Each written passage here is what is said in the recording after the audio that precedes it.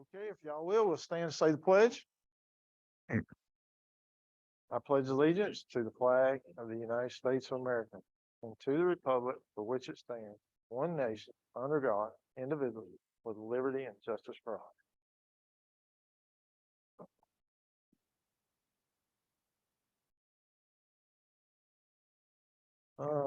If someone would approve the agenda, are we adding a D to the regular? Yes, please. What are we gonna name that? That is the environmental assessment for Okay. the Mills River Park expansion project. Anything else we need to add? No, sir. Okay, thank you. If someone would approve with the addition of D to the regular agenda. So moved. Thank you, Jeff. Second. Second. Thank you, Randy. Any discussion? All in favor? Aye. Any opposed? All right, public comment. I've got Mr. Foster signed up.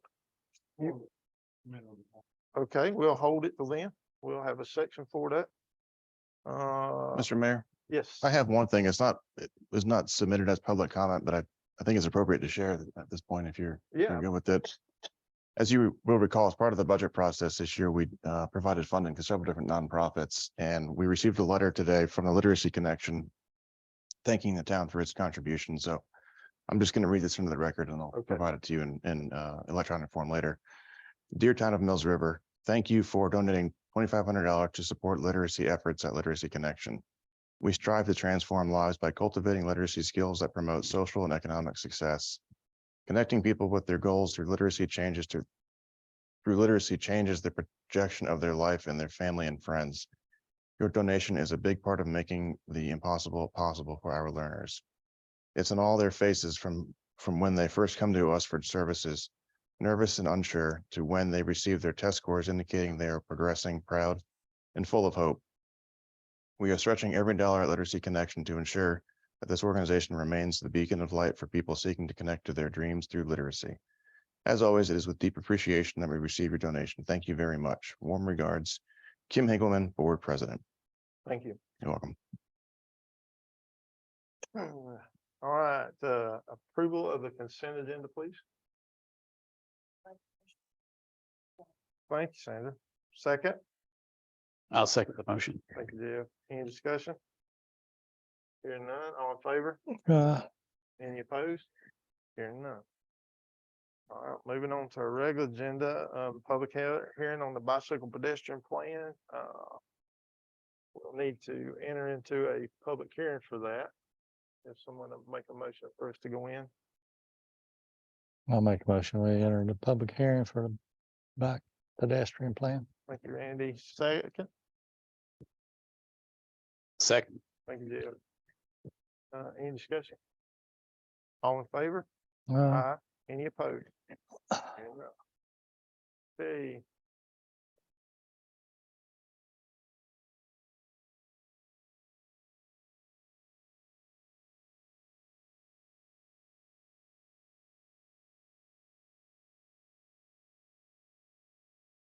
Daniel, are you gonna lead us in this one or?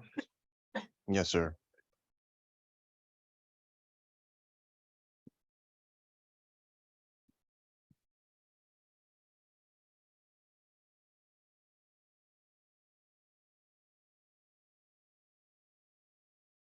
I will ask before we get totally started, does anyone on council have a conflict of interest in this matter at all? Any property or? Okay.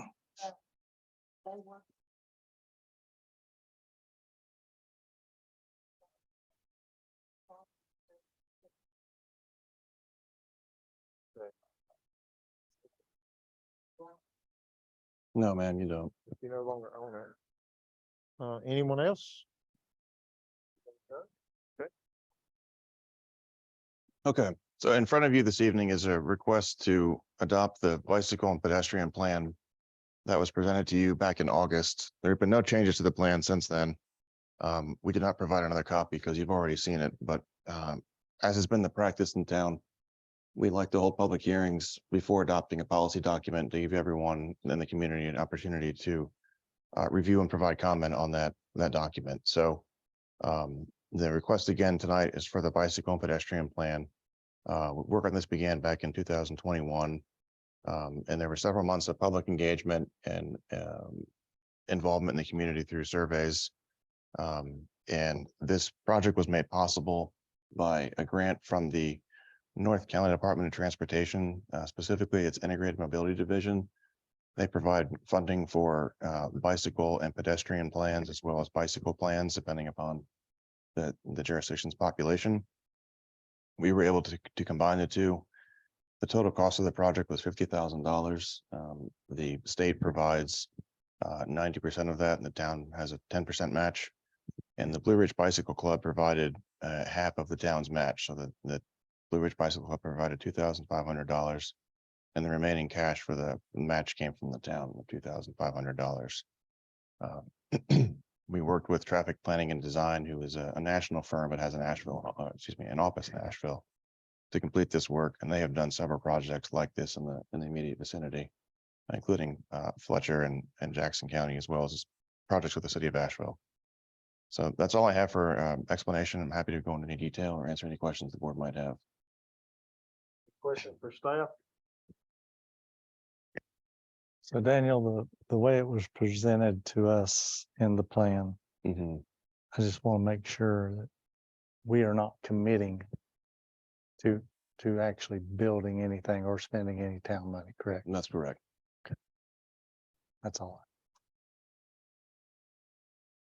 And then in time, if we elected to do so with this plan in place, we Mhm. could still do it in phases and not one big plan, right? Right, yeah, this plan identifies several projects that, based on public feedback, were ranked in an order of a top 10.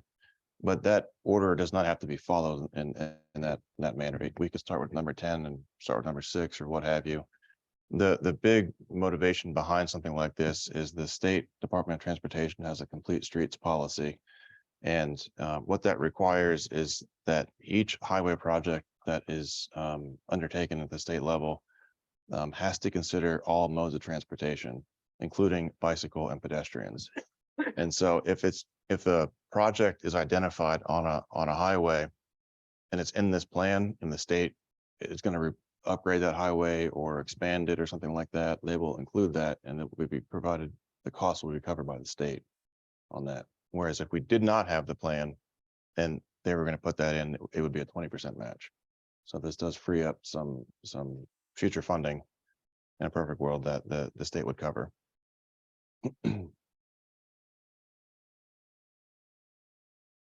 So 10-year rule, it basically best to stay on this list. Mhm. To get off.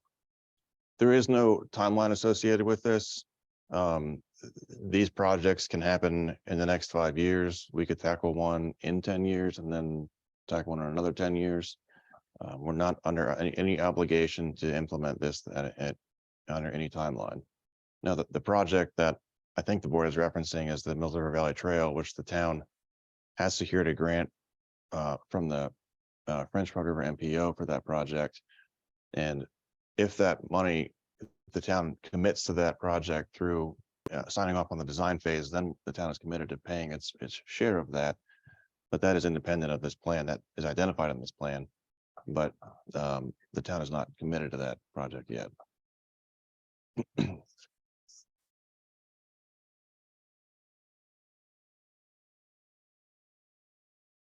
That's right.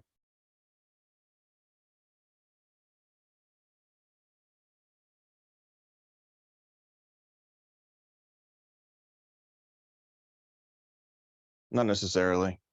It could happen in a number of ways. People, depending upon where the trail is going to go or is proposed to go. I have seen people donate land for it before if it's on their property because they see it as an amenity. The state will buy property for a highway project. They can't buy property, to my knowledge, specifically for a pedestrian project, but again, if it's associated with the highway project, that right of way would be included in there, and they would pursue that accordingly. First through a voluntary sale. Eminent domain is kind of a last resort for them, but they do that, and I think they have done that recently with some of the the projects around Mills River. So that is one way that it would occur, yes, but unlikely that that would ever occur for just a pedestrian project.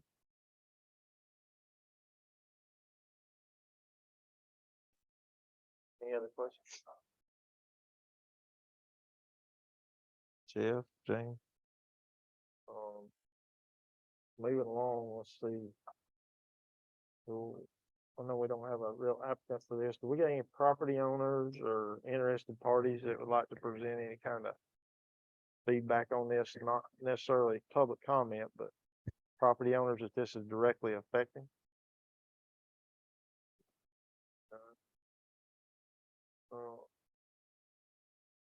Okay.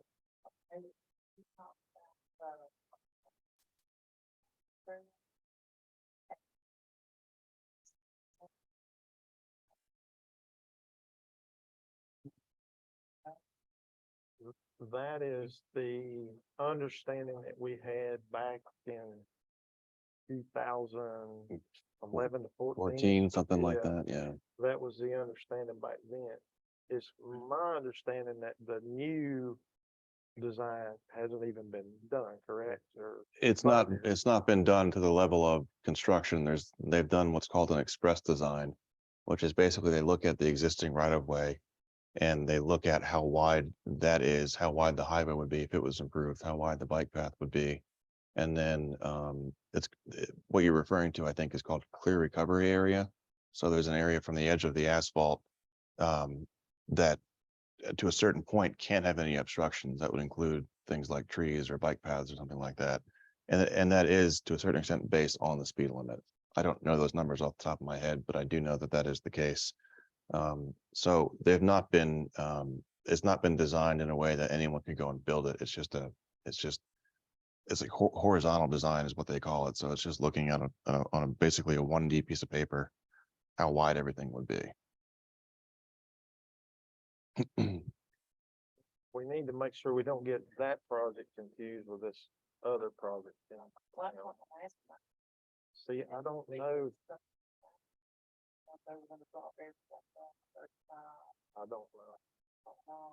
I don't know the answer to that. They typically don't lower speed limits unless the town requests that occur. Okay, do we got any public comment? Mr. Foster, I know you signed up.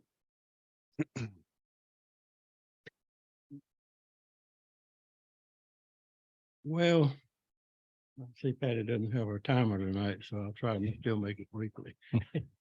But I have a lot of concerns about this. I have the thing, I've read it several times, and I just have a lot of concerns about it. And it's a great brochure, whoever compiled it. It's a great piece of work, art, if you will. But and of course it was designed, I know it was done with a purpose in mind. And so it's directed towards that. And of course, it was an outside firm. It was not a firm in Mills River, as we all know. But talking about, and something Sandra mentioned, and I was sitting here when we was discussing the Mills River Valley Trail. And what I took away from that conversation was kind of seemed to me that the state will get you to do this, but they were going to want you to give them a blank check. They couldn't answer a question. The guy that was here, what's this going to cost? No definite amount. Like they were asking for a blank check on any of this type of stuff. Of course, and I'd say, you know, that trail and the one they're going to build out here on 191. State wants to build them, fine, build them, but let them pay for it. Now, I would say don't get us committed to pay for it. Because to me, what Mills River is approximately 7,500 people. And what we do should be directed for Mills River. Yes, you can build it. I could name a lot of things you could build. And as the old saying goes, you build it, they will come, which increases more traffic and everything else and takes away from what Mills River is to me, and the reason I love it, I was born and raised in a farm town in Georgia, similar to it. Then I moved to the big city of Columbus, which is the second largest city now in Georgia. And I saw what happened with similar type things, what has happened to my original hometown and to Columbus since then. And we don't want part, I don't want any part of it. I like Mills River the way it is. Somebody said recently, they'd be happy if we never built another house in Mills River. I would too, you know, because it's going, you just can't, just because it's nice and a lot of people would love there, you can, there's just not room for everybody. And one of these days I'll pass on, somebody can take my spot. But that's just where I'm coming from. And then the thing with the private property, I certainly don't want to see us get into that. And I just say that I think we need to back off and take a look at this, a long look before we even, these things have a way of, once they get out there, of coming to pass sooner than you would expect, and ways of happening. We just don't need it. And we don't need any bike paths that connect to the outside world, so to speak. Basically, there's 3 ways of getting into Mills River now. And could be controlled if the need were to arise. And the way things are going in the world is nowadays, it might become a time that we would need to control entrance into Mills River. Right now, it'll be a relatively easy, simple task to me to do it, but we got all these bike paths going everywhere. Anyway, I just wanted to ask y'all to take a long look at it. Let's look at it more before you actually adopt something like this. Thank you. Thank you very much. Daniel, is it my understanding without the pedestrian bike plan, does that have any influence on whether or not they put sidewalks and bike paths on 191? Future, No, sir, that It- project is already, complete the complete streets agenda or nothing? well, I don't know this to be a fact, but I'm assuming that when they designed that project, they looked at the complete street policy. And that's why they incorporated the bike path on that project. But this plan has nothing to do with that. That Okay. project is Okay. on its way to construction. Anyone else for public comment? Hearing none. Since we got the fire chief here, didn't know he's gonna be here, would you mind getting up and giving us your safety opinion of this deal? I mean, you'd be the one right now, if it was in play, that would have to control the situation. If there was any such situation. Or what dilemmas do you see with it, or any dilemmas?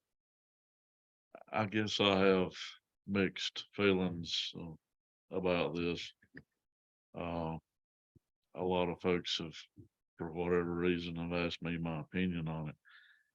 And for those of us that live on the secondary roads in Mills River, North Mills, South Mills, Whitaker Lane, all those, we're all very much aware of the bike traffic. I mean, it's increasing every day, seems like. And it's certainly a safety issue. We have had several accidents. Had one last night. In fact, it was a pedestrian, not a bicycle, but we have had a number of accidents involving bikes. And I guess I'm supportive of, you know, if we can do anything to possibly get the bikes off the road on their own path or something, you know, that, to me, that makes sense. But the eminent domain thing, and Sandra alluded to this a while ago, but me personally, I would absolutely not be in favor of taking someone's land against their will to construct a bike path. Now, that's just me, but I don't know if I did anything to answer your question or not, but certainly it is a problem and it's getting worse all the time. How to deal with it and how to address it, I don't know. I honestly don't know. Thank you. Any other questions while you're sitting here amongst yourselves or for staff or anyone?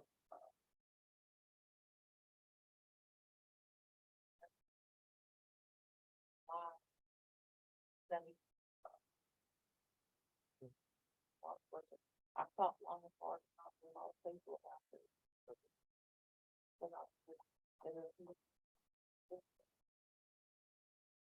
So someone here help me out. I mean, we hear of the Swamp Rabbit Trail down in Travelers Rest, Greenville County.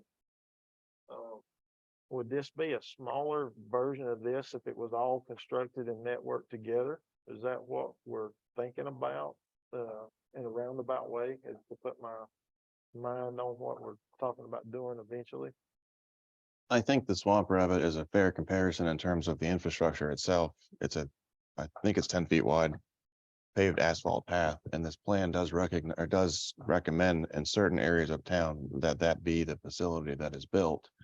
But I don't know that it's a fair comparison in terms of the geographic impact that project has. I mean, we're not connecting destinations, so to speak, like we're not connecting Asheville and Hendersonville like the Mills River Valley, excuse me, the Acoustic Trail will be doing with Brevard and Hendersonville. So I don't know how to answer that question. Okay, I mean. I don't know if that helps or that's not. Pretty good. Got my mind straight. When you talk about again for the live trail, you're still gonna show it. No one can, but it's not. I got you. But some of this was proposed, the way I remember it, just so I got. Just going like a bike lane, maybe just up one side of North and South River or something. to get Yes. People get people up through there. This plan kind of covers the gamut of different infrastructure. So sometimes it's a bike lane on one side of the road. There might be a bike lane on both sides of the road. And in some instances, it might be a separated bike path, which is the 10-foot wide path that I've been talking about. And the consultants looked at the road structure as they sit today and the constraints, like, North Mills, for example, having hill, road, hill, there's not a lot of room there to do much without an astronomical expense. So in something like that, it could be as simple as signage and painting chevrons on the road that says, just a reminder that there are cyclists on this road, that just to be aware. So this is I'm not discounting the work that went into this plan, but this is very much a conceptual plan. And so if the town were interested in implementing one of these projects, we would bring in folks like these traffic design folks that worked on this plan. And they would actually go out and look at the road and, do the actual surveys and get elevations and widths and those sorts of things. And then recommend, we simply can't do anything with this road because it's too narrow. And so all we're going to recommend is additional signage and the bike lane markings. And then there will be other instances where, I'm going to use the Mills River Valley Trail as an example, even though it's separate from this project.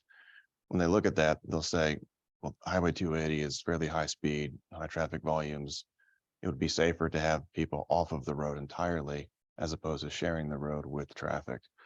And so there's nothing in this plan is going to be built the way it's designed in this plan. It will be similar in most instances, but it won't be the exact same thing because there are site constraints that we haven't really investigated because you don't get to that level of detail in a document of this nature.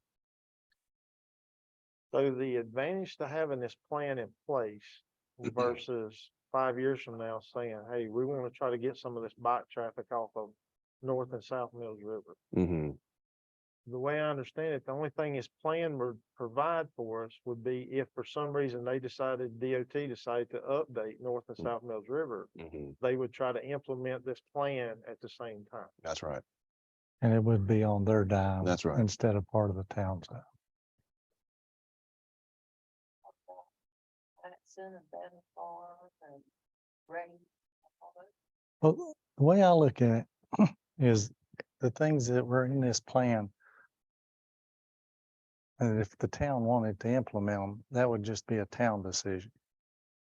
The ones that, like Daniel said, if they upgraded the road, at that point, they would build to what we have in this pedestrian bike plan at that time, correct, Daniel? As much as they feasibly can. Yes, that's Right. right. So a lot of this is just gonna be, it's gonna be at the leisure of town council. Would you think that would be correct, Daniel? Yeah, So- so, I'm sorry, go ahead, Randy. I don't think, that's why I wanted to know, I knew the answer, but I wanted to hear Daniel say it in the meeting that we weren't locking ourselves into spending anything or buying anything for the state. And if I remember right, Daniel, at one point, they said they might implement wider shoulders on the roads if, just in a repaving project, right? That's right. Mhm. So, and I mean, just if it's wider shoulders in a repaving project, that's not gonna affect anybody's property. I mean, the state already has right of way to do things like that. But the big thing I see is if the town instigates a project like 10-foot wide bike path, then that would be on, that would be a council decision at that time, so. Just for a little bit more background on the transportation design process, when the state has a highway project that they've identified and they're ready to start the design work, they have what's called a local officials meeting is one of the first things that they do. And that is where they will come and meet with, typically it's like 2 members of council, a couple members of staff, and maybe someone from the planning board. And they'll look at the corridor and they'll say, we, the state, are thinking about putting in a sidewalk, and we open up our plan and say, well, actually, we've identified that as a bike lane. We don't want a sidewalk there because we don't want to eat into too many people's front properties or whatever. Conversely, if they're proposing a sidewalk with a plan has identified a bike path that's separated, we could provide that input to them, and we also have the plan to back it up to say this is what we've identified through a planning process sponsored by the State Department of Transportation. So we've got a pretty strong leg to stand on there to advocate for one thing or another when it comes to designing a new project. But is it your experience, Daniel, if this would be an add-on to a road project, correct? In some instances, it I could mean, be. in Yes. the DOT's eyes, this would be just an add-on to an upgraded road project. And if they get a lot of public pushback, or especially like on town council level, and then public pushback, they wouldn't necessarily have to instigate or go through with a project like that. That's Especially if it's just an add-on, right? Yeah, I think that's a good point. I mean, the state's goal is to move vehicles as Yeah. quickly and efficiently as they can. So I'm not speaking for the state, but I would assume that, well, I'll just share my experience. I've been in conversations with some of those folks, and they see these things sometimes as almost an annoyance. I'm just gonna put that out there, but if there were strong public opposition to it, then it's unlikely that they would include it in the plan, because it would make the project simpler, cheaper, more straightforward. But in saying that, Daniel, the MPO, they've got a separate line item for funding for these kind of things. So the states want them, but the problem is, people down in Raleigh are seeing a lot of concrete already. Here, we're seeing a lot of dirt compared.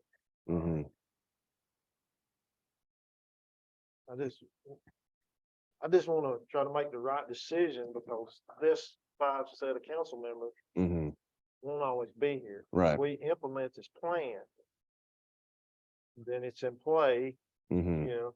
Future council could, do whatever to make stuff happen quicker. Potentially, not necessarily, but potentially. Nothing to say they couldn't bring us right back up, but That's right. and adopt it and move on anyway. Then the burden of that might be on them, not us. I'd love to hear what you two's got to think about it. I mean, this to me is a pretty big decision for Mills River, I would think.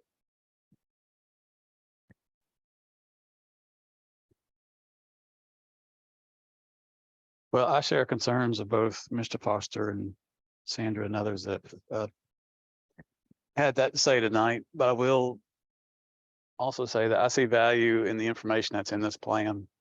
And there is no commitment to do it. And the simple fact that if you add up those top 10 bike pedestrian paths that they've identified, it's over $32 million on their estimate. So that speaks volumes right there about the reality of implementing this plan. By adopting it, I don't think we're necessarily implementing it. We're just recognizing its value as a resource planning tool. And I would, and there's a lot of input from Millsboro residents in that document. So I don't think we should necessarily just cast it aside. But I think if you polled residents today, and it's timely because we just had a survey wind up yesterday, but if the town did have $32 million, I think a lot of residents would want to see it spent on the $7 million investment the town just made on the property next door, and not stringing out bike and pedestrian paths all over Mills River.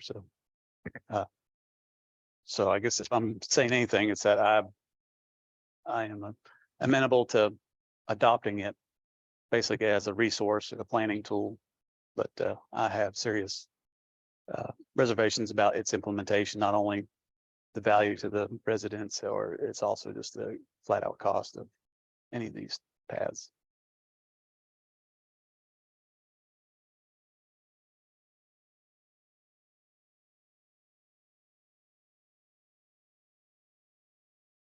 Privately and other time that, to make sure this is not binding us to do anything tomorrow. Yeah, I think that focus on what we do have, our nice big part, but I would hate to say no to something like this and then turn away free money in the future.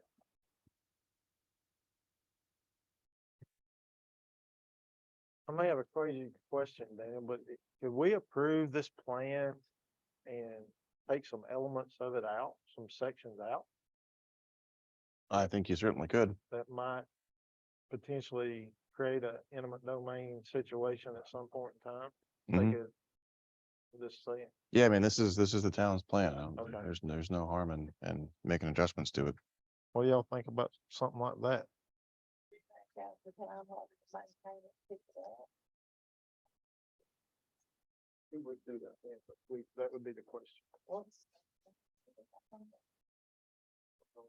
MPO standpoint, on the PAC meetings I've been to, they just don't do that stuff. They'll put them in for you and let you have them kind of thing. Is there, just for my knowledge, is there specific one of these that you could think of that would be, a parcel would be eminent domain? Because I think I might have gotten misinformation that. If I'm not mistaken, one of them cuts right across from Schoolhouse Road, right through here somewhere, and pops back out up here toward the entrance, if I'm thinking correctly. Correct, but that would be. From my research, couldn't be eminent domain. It just have to be voluntarily sold. I mean, you might be right, I don't know. If that, What was the project you mentioned, Shannon? That one. Yes, the one coming from C to D, Okay. yeah. yeah, could you eminent domain from D to C? If the town identified a public purpose and had the desire to do that legally, you could make it happen.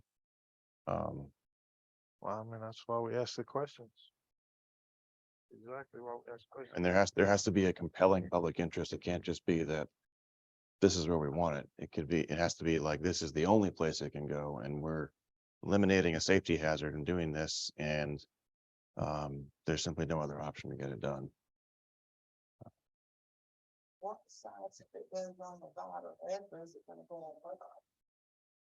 Well, like I said, this is very much a conceptual plan, and they've not done, groundwork on terms of surveying any of these rights of ways, or checking alignments, looking at where drainage would go, driveway intersections. None of that has really been considered beyond just looking at this level, which is just a line on a map. So in some instances, you might have a path that starts on the right side, but it crosses and ends up on the left side. You know, it just depends on the geography as well as the property owner situation, because again, you might have someone who is willing to have a path on their property. And then others who just are going to be staunchly opposed to it. I don't foresee a council in Mills River ever eminent domaining property for a bike path, but it certainly is something that is legally possible. I mean, you can't ever say it's not.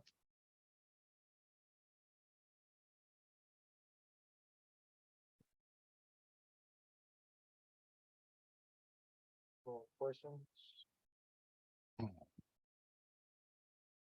Can we maybe not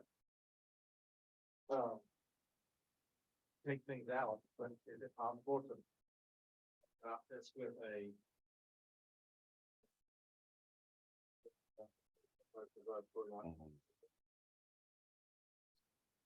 who's sitting right here at the side of the, you know, No, I think if you want to put that in there, you put that on the plan and make it black and white on paper. So and we could put that in there.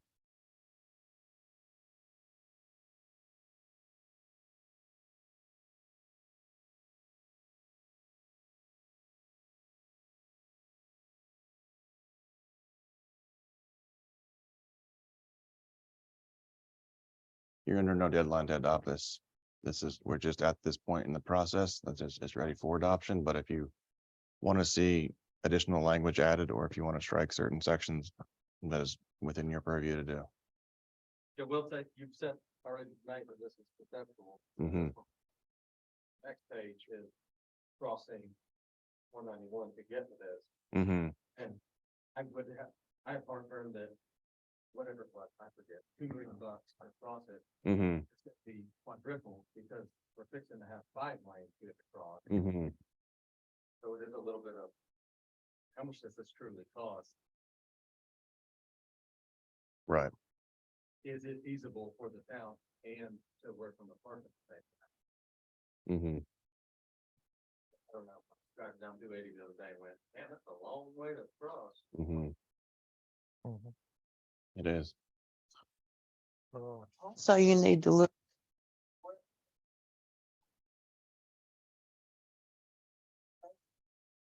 Have people.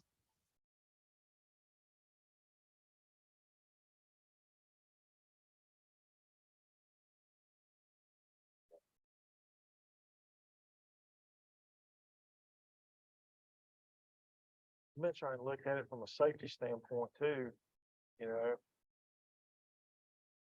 Growing up watching Channel 4 and 13/7, you see a lot of Dateline and 2020 episodes where people's been taken on these pedestrian paths and stuff, and but then, you know, I hear there's a lot of bike incidents that so you gotta think about that in a way too. I don't know, you know. The reason I asked that.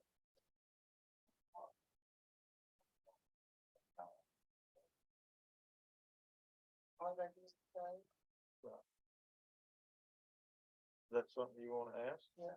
Mr. Player, would you come give us your 2 cents on the safety of a? You can make it as short or as long as you want to. We don't have to clock. Well, I deal with it every day.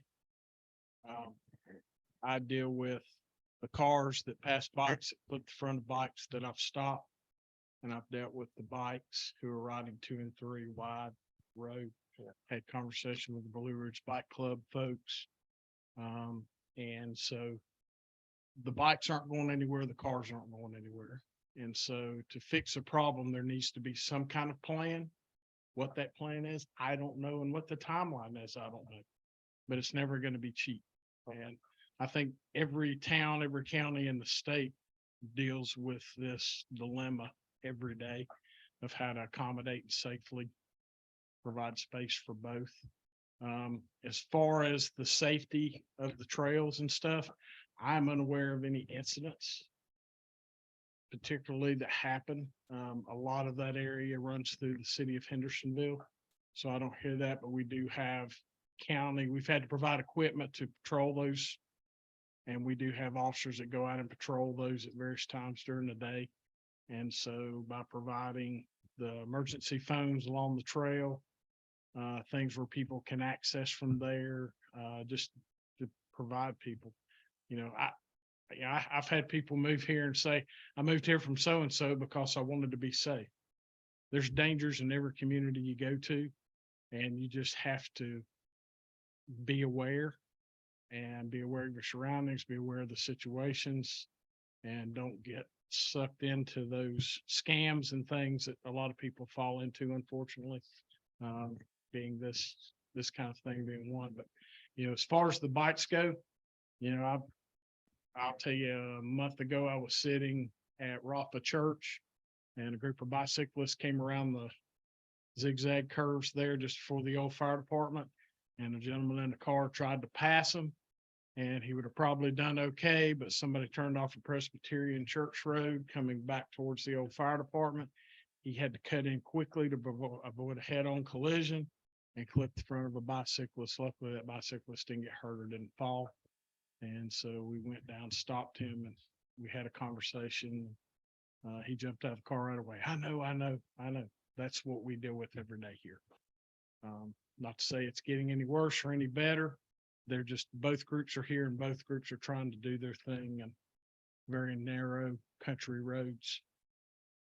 I just hope somebody doesn't get hurt any worse, but to say there's a plan out there that's going to fix all, I don't know. And I sat partially on this committee and gave some feedback and some areas I thought needed to be looked at and that sort of thing. But again, it's a conceptual thing, so it's not something set in stone or anything. It's just ideas and suggestions from the community to try and make it safe for everyone. Okay. Thank you. Any other questions before we close this public hearing? Not, I didn't take a motion to close the public hearing. So moved. Thank you, Jeff. Second, I'll second it. okay, Jeff, and Sandra, any discussion before we close? Hearing none, all in favor? Aye. Any opposed? Hearing none. Okay, so I guess we need to talk about our options here. Or what y'all might want to do moving forward.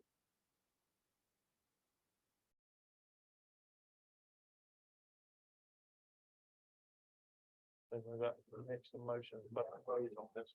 So just an idea, if you want to start adding or taking away, and this is a question for Daniel, would it be best for you to find out what that is we want to add or take away tonight and then bring it back to Mhm. us? That's the Yeah. best way to do it. Yeah. Okay.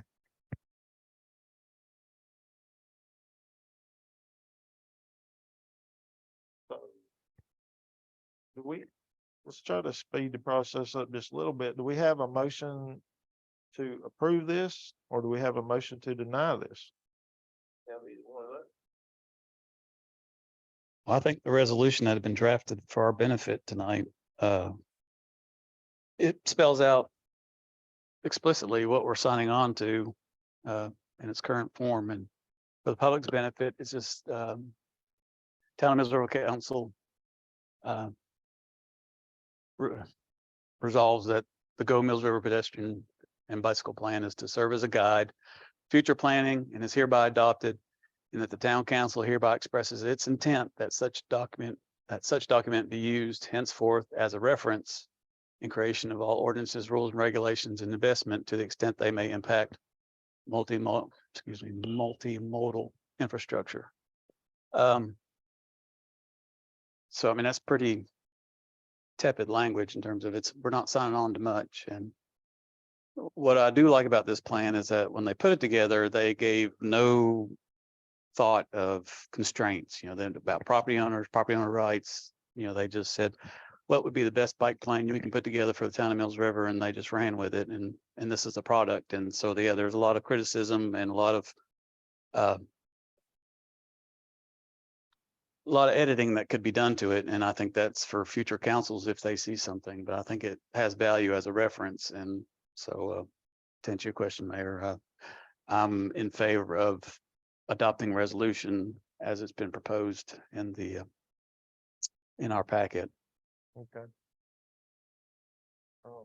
So are you making that in the form of a motion? I don't know.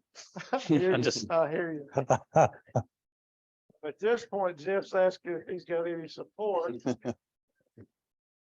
If Jeff chooses to make that into a motion, I will second that motion. Well, so we can discuss it. I would move that we adopt the resolution that's been put forth for the bicycle and pedestrian plan. Okay, I've got a motion on the floor, And I will second. any second, so any discussion?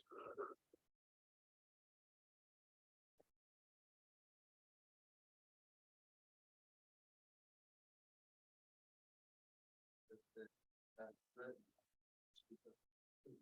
But not by us too.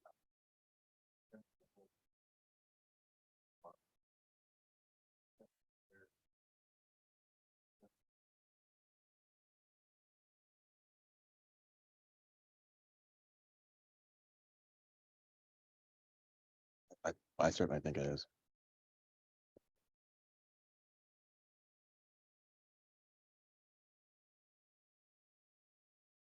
You know, I'm 100% against these bicycles being on the road as they are. I want to see a way to get them off the road.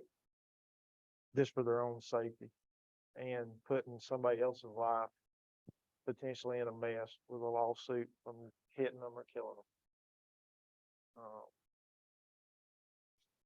I'm torn on this one though. I just, if I knew there was a way for sure to control the end result 50 years from now, I'd feel a lot more comfortable about it. Right. I know I won't be here, and I know the feelings and that'll be expressed at that time will change, but, I just want to make sure that we're making the right step here for the citizens of Mills River. At some point in time, we could potentially tie them to a 20% match, correct? If it's not done, we would have to instigate it for it to be a 20% match, or we would have to do it fully ourselves. If it's a highway project and identifies a piece of pedestrian infrastructure like a sidewalk, and we don't have this plan in place, then if the town wanted that sidewalk, we would be responsible for 20% of that cost. But if the plan is in place, they're just gonna build it. That's right. Would there be more added motivation to build it than from the DOT? Yes. They would be required to. Unless the state law changes. The state is not allowed to spend money on pedestrian projects independent of highway projects. So like the example we were looking at crossing over here from 191 to Schoolhouse Road. If the town wanted that project done, it would be responsible for doing that project. Because the state, it's against the law for them to spend money on pedestrian projects and standalone projects, and they can only do it associated with highway projects. So but again, if it is a highway project and there is a plan in place and it does identify something, they're required to build something. But Daniel, that confuses me because the Mills River Trail will be a standalone bike pedestrian trail, correct? It'll be federal funding though. Federal funding. I understand that. It will be coming through the state, but it'll But be it's federal funded funding. totally from the feds. I got Except the 20% that. That's Powell's right. On the hook for. And that could be, and as an example, that could be met with PAL bill savings. Because you can't match state money with PAL bill, but again, as it's federal money, you can use your state PAL bill funds to help cover that cost. If there's gonna be Mills River Valley Trail, one lane, two lanes. And then they've got the, acoustic trail. And there's the forest. You know, there's a lot of opportunity to ride. And I don't wanna put something in place to where later down the road they can't go take residents property by that done And I really just don't wanna distract the residents with the bill of maintaining it. I mean, because we're gonna have to add staff, equipment, and all that when what we all town house for. We've got some street bombs. But that's that first department, we got the fire department. You know, when everybody agrees they don't want their taxes to go up. And we've got this park down here to develop land.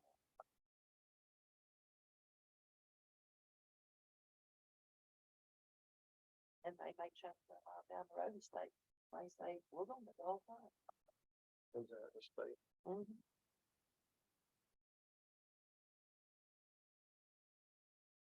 They'll, you know, that's fine. But it's my understanding, Daniel, that the state, they just build them and it's yours to take care of. correct? That's right. Even when it comes time to repave, resurface, that becomes the. That's right.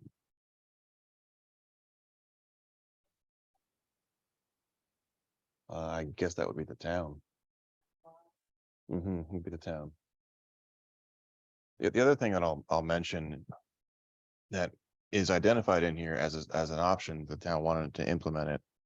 If this plan was adopted and let's say someone buys a piece of property with 200 feet of frontage and the ordinance said that any development within the town has to comply with the pedestrian plan, they'd be required to put that path in on their own, at their own expenditure. So it wouldn't cost anything to build that. The town would take it over for ownership and maintenance. But that's another option for these connections to be made. It wouldn't just be the town doing it on its own 100%. Wouldn't be just the state as highway projects. It could be done in partnership with, I say partnership, it would really be a regulation for private development to construct their portion of it. And that is an effective way to make connections. I mean, it does take time, but it does happen.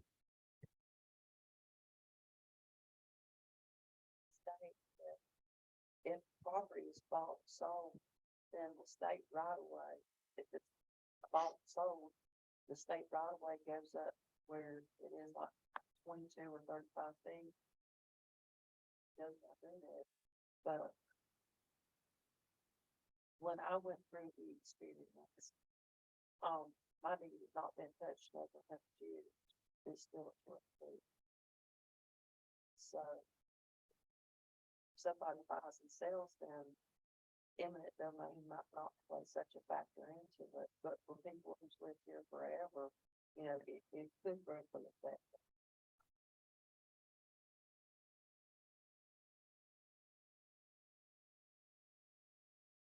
I've got a first and a second. We're still in discussion. Any more discussion? Any more thoughts, ideas? Or call for a vote? No? First, second, all in favor? All opposed? Okay. Goes through.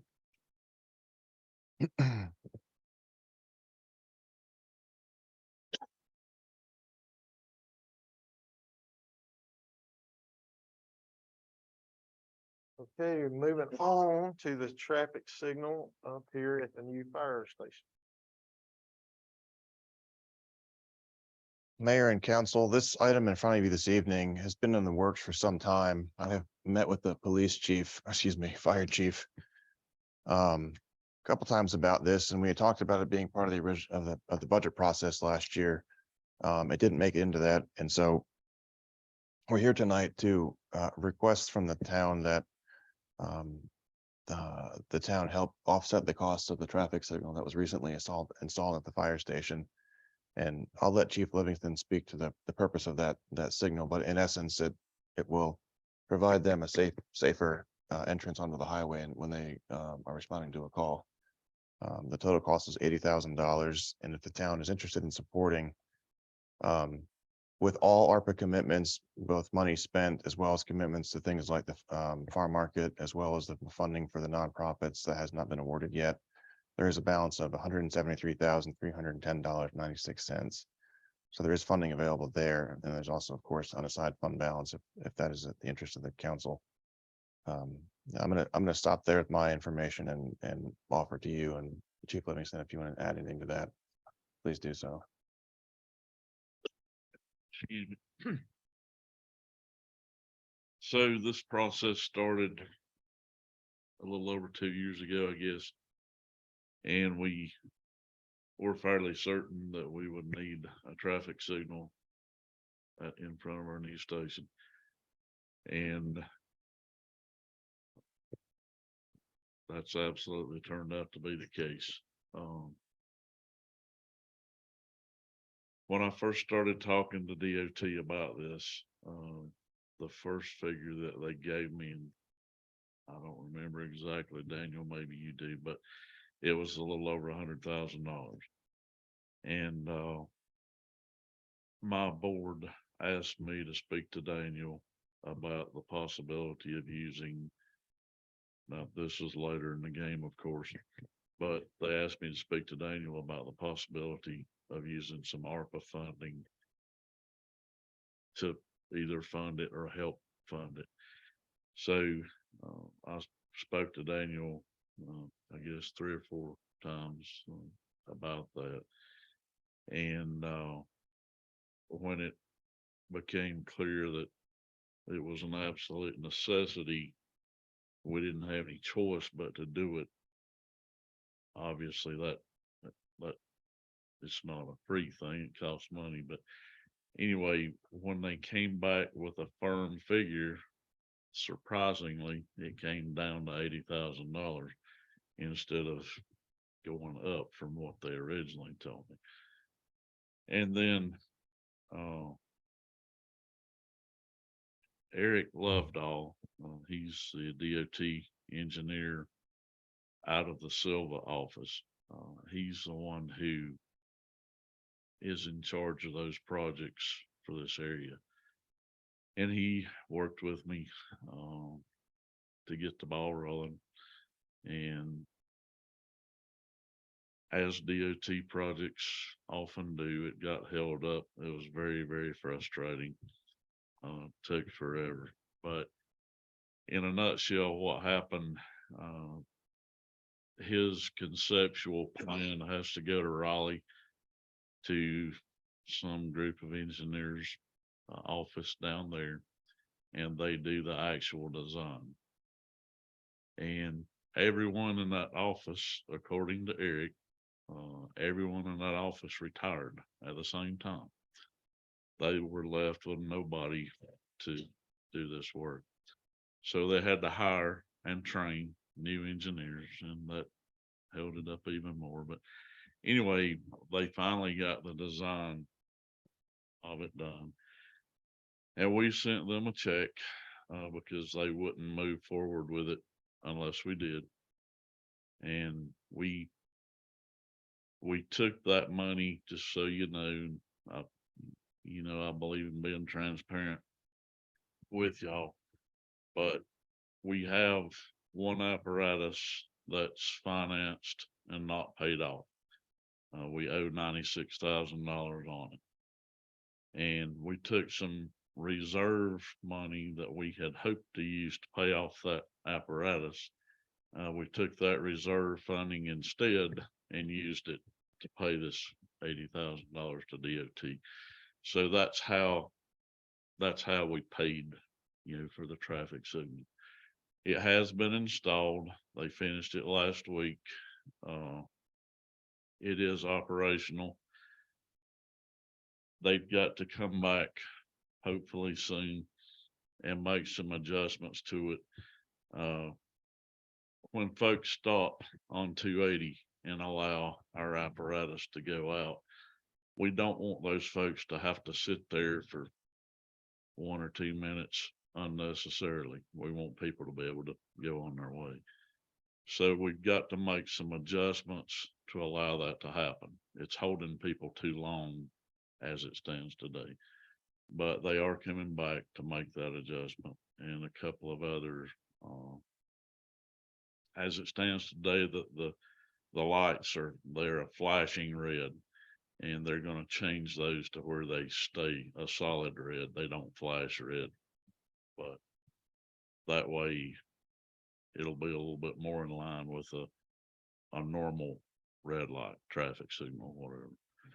But that's the story, behind it.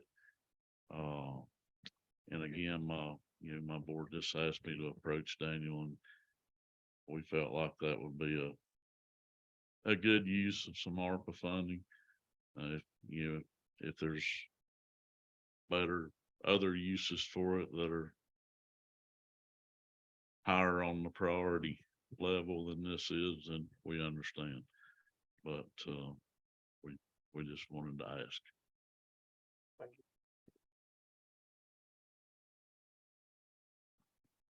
Discussion?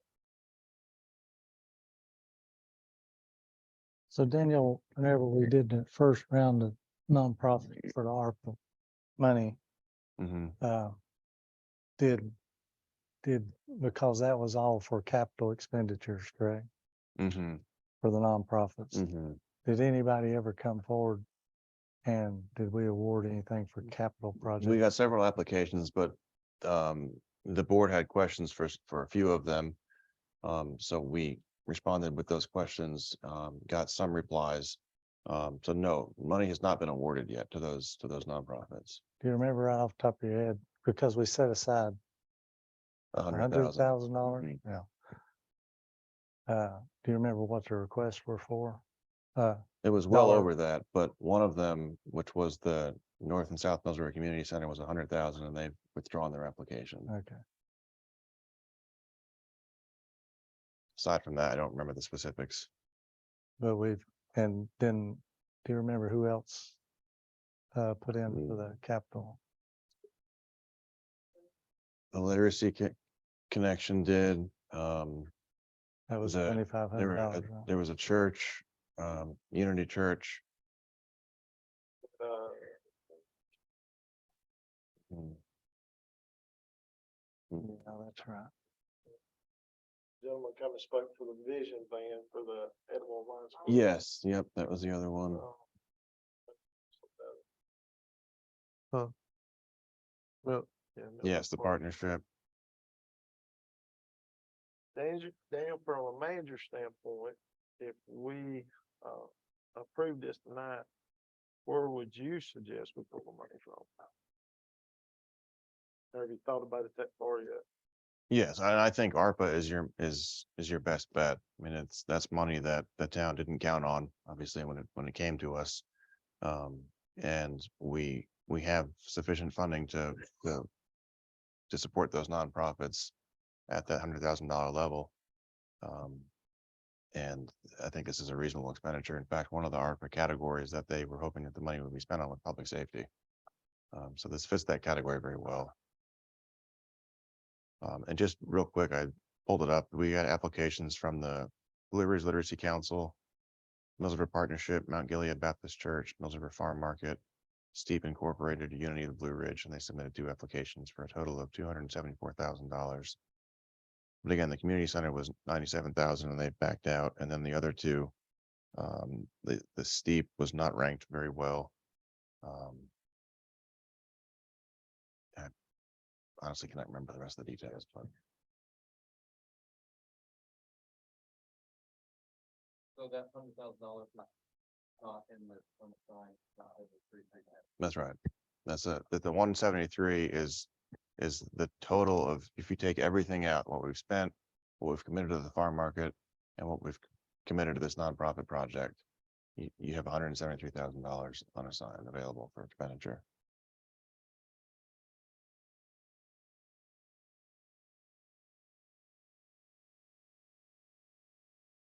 Randy or Rick or Daniel, was this presented to the previous council before? Or was this ever talked don't about in a? I think it was that long ago. Everybody's kind of new about it though, is why I asked that question. Well, we actually wrote a letter to Representative Balkum and Senator Moffett in support of this request Okay, earlier this year as they were developing the budget. And I did not hear anything back from them. I assume that the fire department didn't either. Okay. So that was the first effort that the town made to help support this. And the chief and I have talked about this several times, and I have to admit that I dropped the ball at one point, and he reminded me, so we're back to the table.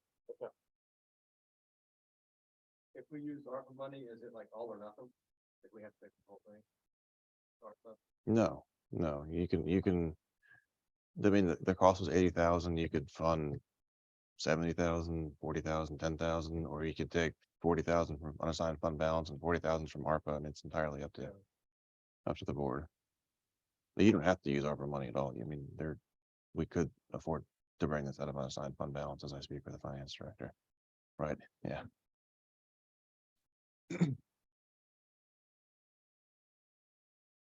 But I will remind you that 173, 173, whichever, Mhm. thousand, we have to have committed by the end of 2024. So if you have projects in mind, we need to be thinking beyond this. We need to be thinking about that. Is that money, drawing us interest as we speak? Okay. Yes, Okay. yes. Um,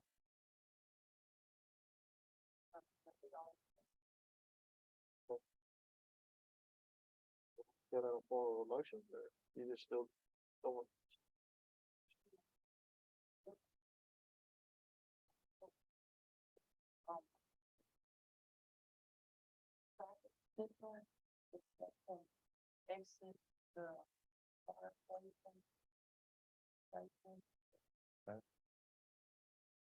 You need anything else on that motion? Is that for the full amount, Sandra? The full 80,000? Okay. And how did you want to fund it? I got a motion. How about a second? I'll second. Randy, second. Any discussion? I would like to ask something. So, and maybe the chief can answer this question. So I know what it looks like. It looks like a red light. So would the property owner across the road be able to align their driveway with that and use that traffic signal? When we first started this process, I requested through DOT that they not interfere with their driveway. Jimmy Cowan owns that house and I believe rents it out, but I requested that they design it where it would not interfere with the neighbors across the road. They did that. And right now, it's not really, is it a 3 bulb light or it's just one red, or is it 3 bulb? It's 3. Okay. Yes, ma'am. It's just like a regular red light traffic signal. Does it give does it stay green unless it's activated? Then It no, won't be on at all. I got you. Does it give any warning, or does it just go Yeah, instantly Yeah, red? it'll have you'll see a yellow light, just like Okay, a Okay, regular traffic. that's good. And it's activated. Okay, and DOT messed this up for us. That's another reason they gotta come back, but there's a red button inside the station. You can hit that button, as you're getting into the trucks. The disadvantage to that is that takes more time. And again, I don't want to hold up traffic any longer than we have to. So there will be it's like a garage door opener clicker clipped on the sun visor of every apparatus. And what we'll end up doing, I'm sure it's going to work a whole lot more efficiently doing it this way. But when the guys pull out on the apron, when they exit the building, they're going to hit that clicker. That's going to activate the light to go to yellow and then to red. Timing should be about right. Yeah, by the time they pull down there to the road, it'll be red at that point. Okay. But again, we've got to adjust that timing to get all that just right. So as you're coming out of the building, you're actually gonna see a green that, Yes, sir. so y'all know that they've got red. Okay, That's correct. Okay. But Yeah, that green won't mean a thing. you Yeah, got blue, right. got you. Awesome. Ma'am, It's just for emergency use only. absolutely. Yes, ma'am. On emergency calls only. I got a first, a second. Any more discussion? Hearing none, all in favor? Aye. Any opposed? Hearing none. Okay, quarterly financial dashboard.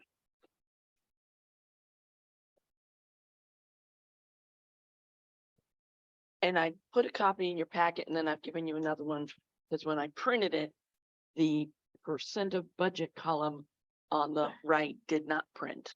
So this is an addition, and it will be on the website tomorrow with the proper numbers. And Jeff, I know you get yours electronically. If you want me to send this to you, I will. I just realized it late in the day. Okay. Okay, so, as you can see, it's a little bit different than, it was the last time. Sorry. I know. I was going for, streamlined, a little cleaner, hopefully a little easier to read. It still has a tremendous amount of information on it. Yeah, if you start on the right side, work with revenues, there are fewer categories than there were before. Property tax, you see it has real, personal, and motor vehicle combined. Sales tax revenues are regular sales tax revenues, utility sales tax revenues, and ABC revenues all combined in one line item.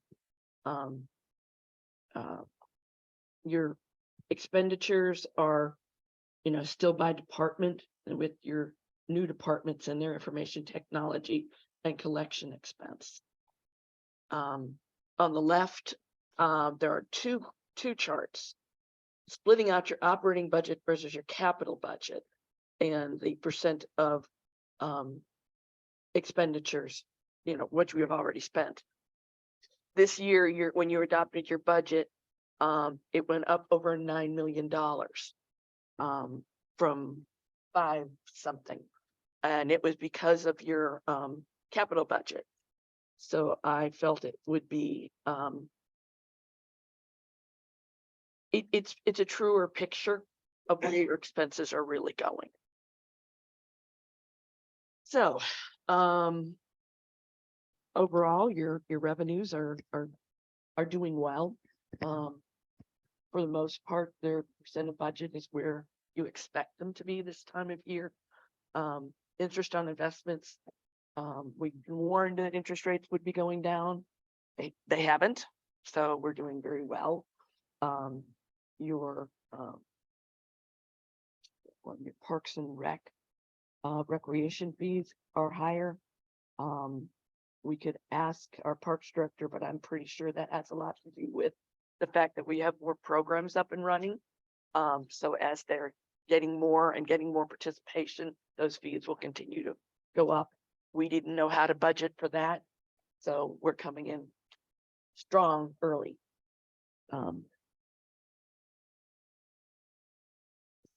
There's also on expenditures. Sorry, I'm just shivering and I'm having trouble speaking. It's just cold for me tonight. But anyway, most of your expenditures are again where you would kind of expect them. Some of them have one-time purchases, like information technology is at 53% of its budget, but that's where all your maintenance contracts are, your software maintenance contracts. Those are one-time expenditures. So they come due, a lot of them July or August. One more thing I forgot to point out at the bottom, for the questions we've had in the past, fund balance percentage estimate. We've told you over and over, and it's true, really only calculate that at the end of the year. But I know you kind of like to see where you are. Particularly since we've adopted a fund balance policy, which is 65 to 75%.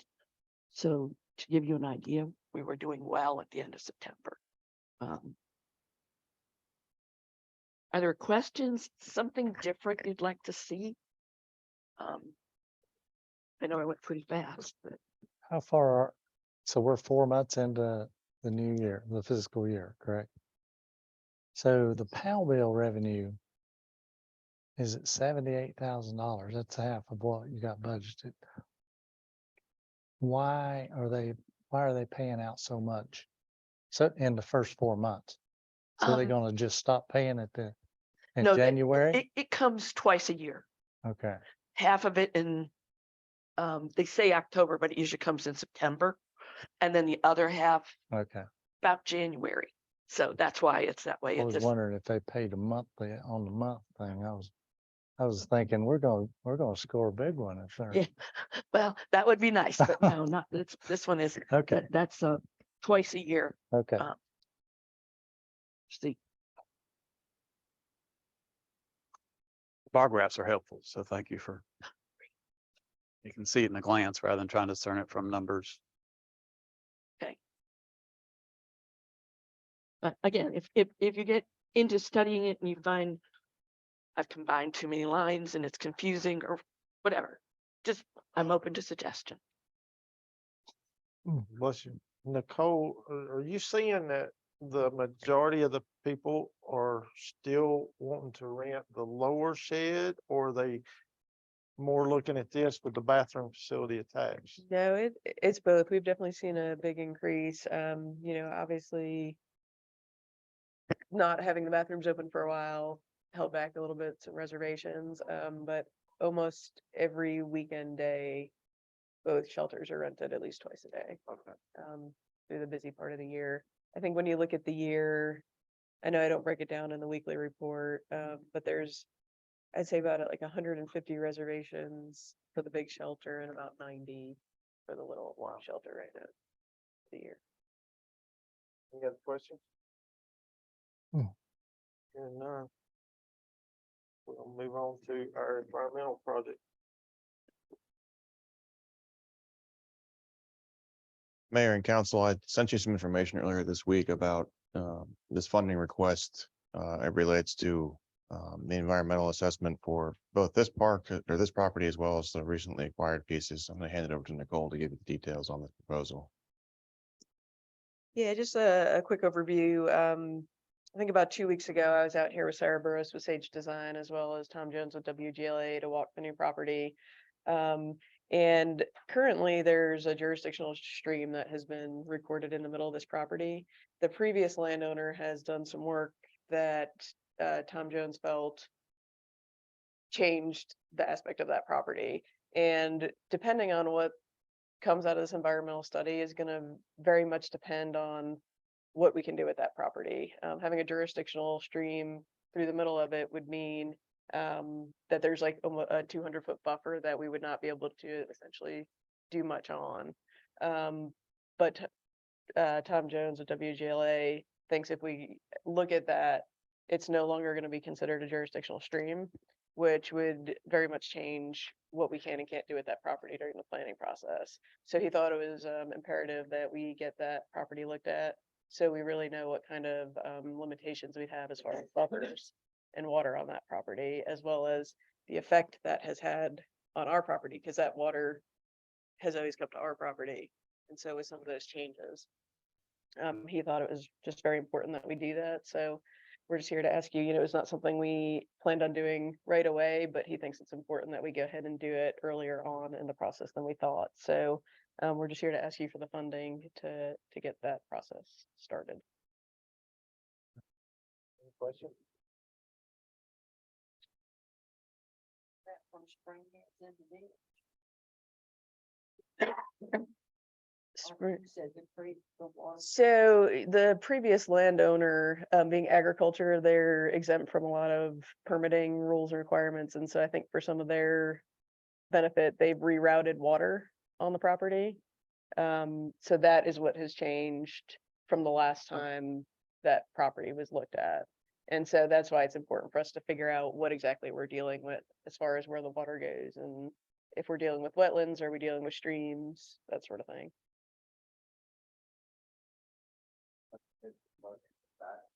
Where they actually were, or? No, this is just an assessment to tell us what's there, because that will determine what we can and can't do with the property. Because depending on This what, group and professionally draft what they're seeing, and then that could be used with the state, I guess. to yeah, it would get, generate it what- could get submitted, so as we do permitting and we try to do a project, I'm trying to think of it, like, just as an example, so like, if you have a jurisdictional stream, don't quote me on this, and you probably know better than I do, I believe you need 100-foot buffer. Anything you're gonna develop with a jurisdictional stream. If it's a wetland, that buffer shrinks. If there's nothing there, then there's no limitations on what we can do. So we're just looking to figure out what we do, so as we plan our park, we'll know, can we put a parking lot here, or do we need 100-foot buffer? Or can we put, do we just have to leave maintained open space here, or do we have to put a larger buffer? But is it something that, so is it a jurisdictional thing now? That's what we need to find out. So as it's like, if you look on Henderson County GIS, it tells you it's a jurisdictional stream. When we walked out there with Tom, because of the site, depends who you ask, whether it was an improvement or not, because of some of the site work that was done by the previous owner, he feels it's no longer a jurisdictional stream. But the only people that can determine that is to go through this assessment and then get it certified by the state. Okay, so it's not like one of those, you're better off than not. Not know, is that what you're? if there's real- No, I think it's important that we know. Just especially as we're planning, we don't also want to plan and say, oh, we're gonna build this beautiful facility here, and then you get down the road and then we say, oh, we can't do that because it's a jurisdictional stream. So either way, I think we need to know what we're dealing with, because then we can plan a better park that we can actually produce down the road. Jeff, you got any input? Well, I've worked with this consultant, Mr. Riddle, and his company before, and he and his associates are well versed in this. And I don't know of an instance where this, the Army Corps, U.S. Army Corps of Engineers has the ultimate authority over jurisdictional waters, be it wetlands, streams, rivers. I don't know an instance where they didn't all concur with the consultants. So that's the benefit that the Parks Director is telling us, is basically the consultant will go out there and deem what's jurisdictional, what's not, and that's their opinion, but they have to get concurrence from the federal government and the state government. But the track record of this company is the one that I suspect what they bring to us in their plan will probably be what the state and the Army Corps agrees to. But we have to know one way or the other for the reasons already mentioned. Any other questions, discussion? A motion to approve this so we can move forward, and in that approval, we probably need to designate someone to sign the contract with these Clearwater. Okay. I want to make a set motion. I'll move along with it. Mayor Gauntz, I move that we authorize town staff to enter into a contract with Clearwater Environmental for an assessment on the park property. Who would you, in that motion, would you assign someone to sign the contract also? Town manager. You got a first, how about a second? I'll second. Okay, Randy, any discussion? Hearing none, all in favor? Uh, Aye. Any opposed? Hearing none. Okay. All right, so staff updates when this get caught up. We'll start out with the clerk. And we have nothing further. Thank you. Ms. Hartley Taylor. I have a report for you from the end of September. And during the month of September, we collected a little under $510,000. So the year to date is a little bit under 700,000. which is 18.81%. We're catching up. The collection percentage in 2022 at the end of September, the bills were out for probably 10 days longer. But we're catching up. We're better than we were in August. We've had a few more Board of Equalization and Review appeals come through, but it hasn't affected the tax lien significantly. I'm not looking at it changing a whole lot. When do y'all usually get bombarded with what they call it when they escrow it out and hold it? Ain't there like is it November when y'all? get Somewhere between the 11th and the 13th of November. bombarded? Okay. They're very consistent. Okay. Yeah. Any other questions? All right, moving on, Parks and Rec. Yeah, just a few things. So this Saturday will be our last movie night of the night, or movie night of the summer, fall. Last movie night for the season. So we'll have Ghostbusters in the park. We expect the movie to start at dark, so around 7:15. But at 5:30, North River Farms will be here doing hay rides. And the first 100 children to show up and join our hay ride will get a free pumpkin donated by Flavor First, which is Wow. awesome. We appreciate both North River Farms and Flavor First for partnering with us on this project. So that's really exciting. So that's again this Saturday, 7:15, Ghostbusters. Other than that, everybody just needs to save the date, December 9th for the Santa Tour. That'll be here before we know it. And then other than that, I really just want to thank the citizens of Mills River. So we had 1,165 people respond to our survey, which is phenomenal. So I'm really excited about that. We're in the process of kind of reviewing and compiling data. And then just as a reminder, we have a special meeting next Thursday. We'll review that data with you and work on some really fun things about starting to think about that other property over there. So just a reminder that that is next Thursday. With the number of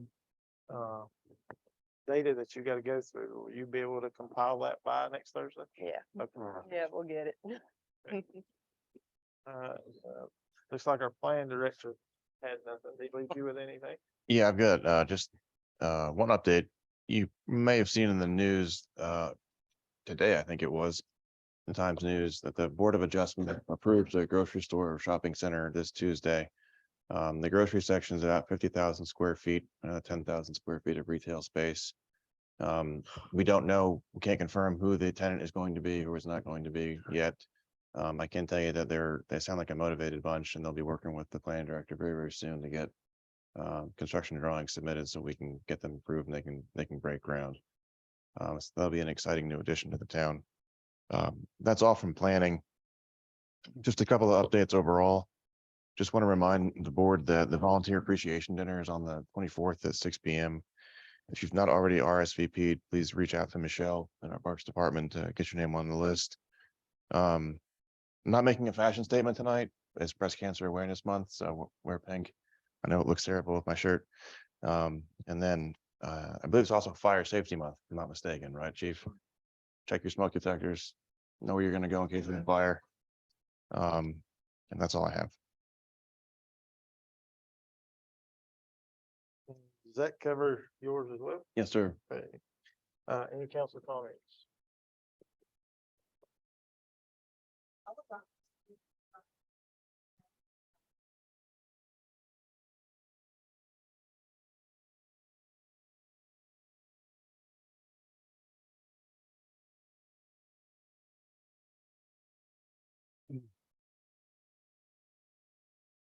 With you on that.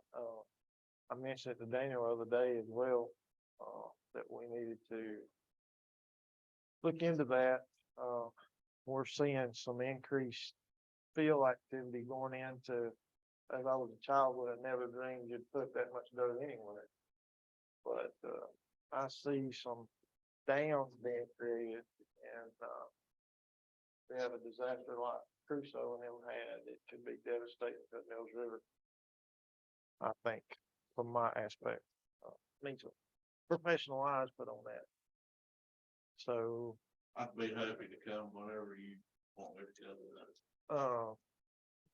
not singling you out, but would you have anybody out there that could talk to us on the county level about that? Who is that guy? We got a floodplain administrator, Toby Linville. Toby, okay. And then from an emergency services standpoint, it would be Jimmy Bridges. maybe the two of them. That's up to y'all. But Yeah, that's kind of what I'm thinking. So let's try to get them worked on the agenda sooner than later. I just happened to be at the floodplain management conference this week in Asheville and I've been sitting with Toby, so I'll mention something to him tomorrow. Good. We had mentioned one time before about, the lack of not having a, how would we refer to this? The floodplain ordinance? Yeah, There would be no FEMA assistance if we was to have a disaster. that's correct? right. Any flooding disaster, we would not be eligible, the town would not be eligible for state or federal assistance. As we're not a participating community in the National Flood Insurance Program. We're one of 27 communities in the state. You know, there's over 621 jurisdictions. I think 594, 93, something like that are participating. So, yes, that is a correct statement. So, in saying that, there's gotta be a reason why, I'm sure 27 don't participate, but it might be because their whole communities is what I wanna call Highlanders, way above, I don't know. But is there a particular reason why that you know of that we haven't participated or even discussed this that much up to now? My understanding is that traditionally being an agricultural community, everyone is aware that you don't build in the floodplain. I mean, everyone knows that for the most part, it's common sense. Although things are changing and you're getting some development from outside groups and property that is easy to develop is going away quickly. And so you're getting pressure on your floodplains because they're flat. And in a good chunk of town, they do have access to utilities. But the rationale has been that if you're in the National Flood Insurance Program, you can purchase flood insurance at a more affordable rate. And so you can see that as almost an incentive to build if you can insure the structure or whatever it is. Whereas if you're not in the National Flood Insurance Program, you can't. There are some private insurers who are doing private flood insurance now. It's extremely expensive, but generally if you're not in the program, you won't be able to secure flood insurance, therefore discouraging development within the floodplain. My concern with that has always been that is both of those are true statements, but as you just mentioned, Mayor, if you have the will and the funding to fill in the floodplain, you don't need flood insurance anymore because you'll be elevated out of the floodplain. And I don't know all the details of the county's discussion, but I can tell you that the minimum state ordinance allows floodplain development. It requires a permit and you have to meet some standards, but it wouldn't restrict development. The level I think that maybe it's been discussed in the past, but it would be an additional permitting step, but certainly something that we can explore, and I would encourage the board to do so. But there are limits to how much you can fill in the floodplain, though, correct? No, if you want to fill in the floodplain, you can fill in the floodplain. No. In the floodway now, that's different, but. So there's a piece of property out on 64 and I called Toby Lemon Mhm, and it's 3-acre parcel of property. I asked him how much I could fill mhm. in that piece of property to make it usable. It's 3/4 of an acre. That's right. That's the county's ordinance. Right. So. I'm sorry. The county has, They have a floodplain ordinance and there's the state model ordinance.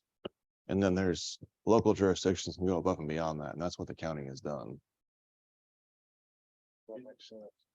it's We my understanding, Randy, that the town of Mills River is the only area of Henderson County that does not have slum control on how much. Well, just personally, I think that's the route we need to go. We need to look at that. Because I'm just not real interested in making it easier for people to acquire flood insurance in the floodplain, Mhm, because that just opens up your floodplain for development. mhm. Now, if we want to restrict how much you can fill in the floodplain, I'll be more than interested to talk about that. Mhm.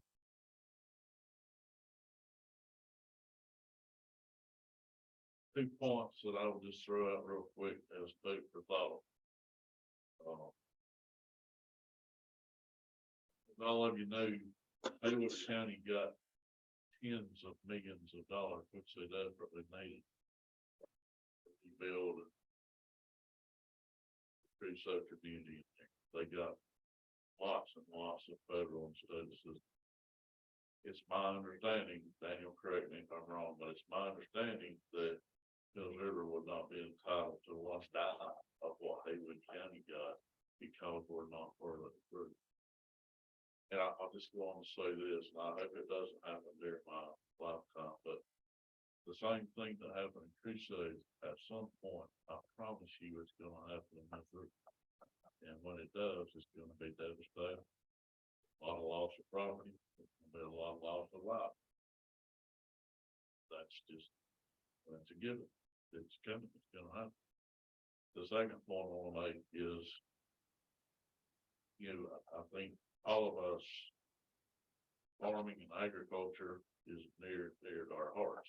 So it is to me. And every time that we feel some of this floodplain land taking away farmland that will never, ever go back into farm. It's done. When it's built, it's no longer gone. So just a couple of points that I wanted to throw out there for you to discuss. Well, Chief, am I not right in thinking that by building this land up, especially adjacent to each other or to a hump, ain't we creating a narrow passageway that's gonna be stronger than just flowing out everywhere? I'll make this. I'll give the illustration that I gave in a recent meeting with the county. Take French Broad River, when it floods, there's a lot of areas right close here where that water spreads out over a quarter of a mile, places more. When it's able to spread out that far, it tends to be slower moving. When we start filling from both sides and we move that flow, that floodway is a technical term for it. When you've got a floodway that's this wide and you move it down to this narrow, it increases the velocity of that water. Where it used to be slow moving, it's now very fast moving. Very fast moving water does a whole lot of bad things that slow moving water doesn't do.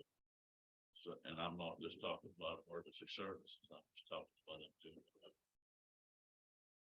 Okay, thank you.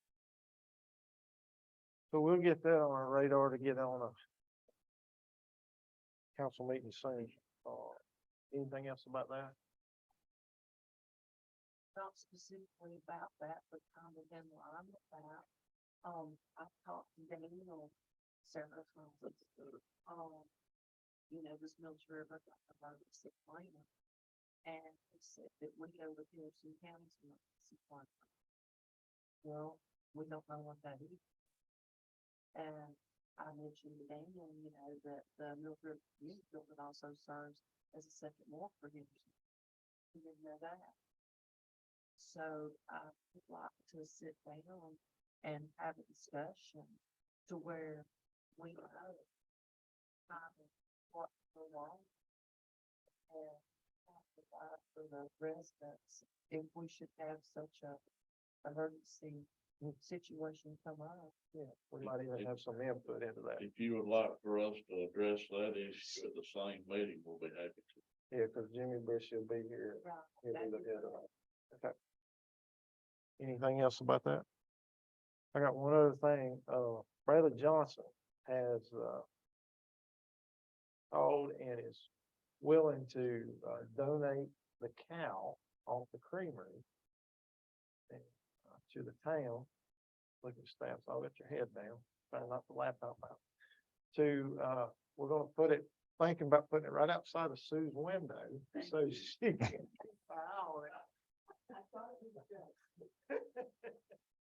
No, but Bradley, seriously, and just because Mills River has always had more of a dairy aspect when it comes to cattle and farming. And not really the beef industry so much. So he's elected not to sell the cow off the creamery. He'd like for us to take it and place it somewhere to where it could be noticed as a Mills River. I don't know how we call it. Huh? Icon to the dairy industry of Mills River over the past however many years. So, I think that would be.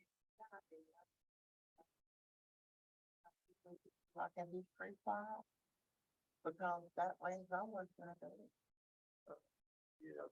it. he would prefer just, leave the Johnson name and everything out of the whole picture. But just to have the cow represented as a symbol of Mills River's history is. When did this came up? Yeah, great. When did this came up? Make it some ordinary. That there.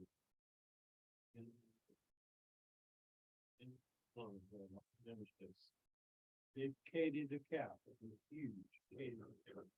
Everybody loves the Katie the cow. No longer for that there. Katie the cow stayed through. Best Buy store, that makes the thing the best one, and something else. The process and changes in the game. So people in this town, that's 150,000 people. You can't get rid of Katie. Katie the cow got moved and refurbished down to the front park and everything. It's a big deal. Katie the cow.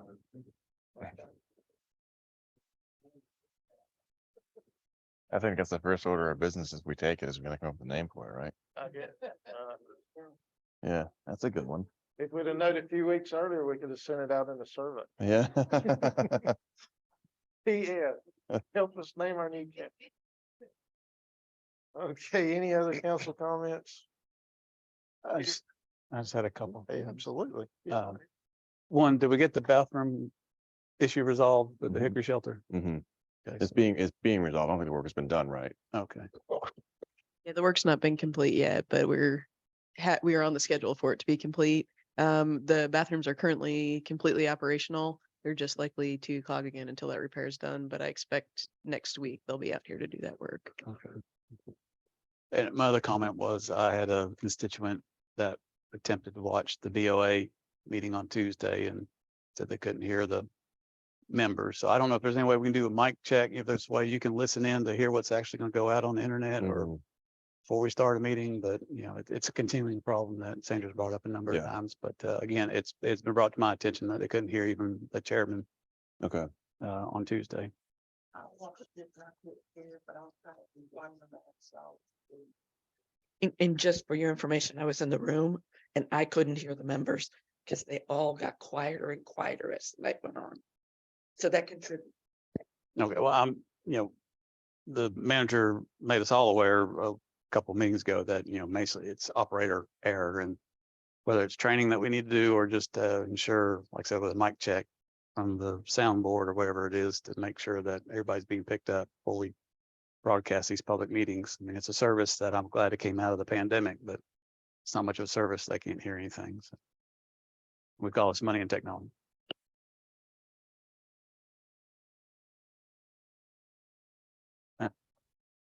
That's Foster, you've dealt with this your whole life. What is the answer to our situation? Well, first thing I would say, look at Daniel's microphone. You hear him and the planning director, the way you can hear him talk, that's, I think it's a great system. And to my knowledge, is there a gain on each individual microphone? Each one is a gain up to the same level in all of them. And then if we place them properly, I believe we'll be able to hear. Okay. The only other concern I would have, and I noticed, and I don't know if it's back. I've watched some of these you're talking about when you couldn't hear one. Those transmitters is out, like most of them are. You can hear them. But sometimes I heard somebody don't have a foot on the belt. And they are wireless, Right. so that has a great effect on it. But I think the big thing is to get everybody, it's like, Daniel, Okay, it'll work. we'll work on that. Okay. Okay, anything else? If not, I'll entertain a motion to adjourn. Thank you, Jeff. Thanks, Sandra. Any discussion about getting out of here? Nope. All in favor?